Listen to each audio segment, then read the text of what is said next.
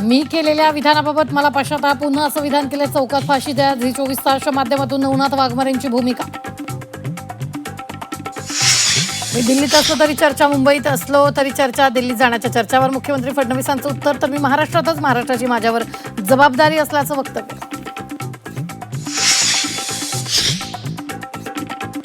शिवसेनेचे मंत्री भरत गोगावलेंची अखेर स्वप्नपूर्ती. रायगडच्या पालकमंत्रीपदाची माळ भरत गोगावलेंच्या गळ्यात.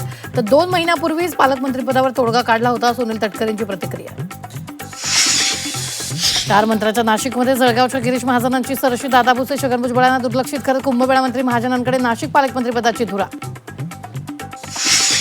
साताऱ्याच्या पालकमंत्रीपदावरून महायुतीत जुंपण्याची शक्यता. शिवेंद्रसिंग राजेंनी साताऱ्याचे पालकमंत्री व्हावं. जयकुमार गोरेंच्या वक्तव्यानं नव्या चर्चेला उधाण. 2-4 लोकांना रिटायर्ड केल्यानंतर आपण रिटायर व्हायचं. जोपर्यंत दम आहे तोपर्यंत काम करायचं. निवृत्तीच्या चर्चेनंतर पंकजा मुंडेंचा निर्धार. नाशिकच्या खड्ड्यांविरोधात उद्धव ठाकरेंची शिवसेना आक्रमक. खासदार संजय राऊतांच्या नेतृत्वात कार्यकर्त्यांचा आक्रोश मोर्चा. यमराज रेड्याला सोबत घेऊन ठाकरे सेना उतरली रस्त्यावर. झी 24 तासवर राष्ट्रवादी शरदचंद्र पवार बैठकीची इनसाइड स्टोरी. राष्ट्रवादी शरदचंद्र पवार पक्ष एनडीए सोबत जाणार का? जिल्हाध्यक्षांच्या बैठकीत सुप्रिया सुळेंना सवाल. सभागृहात जसं लढतोय तसंच रस्त्यावरही लढायचं. सुळेंचे जिल्हाध्यक्षांना निर्देश.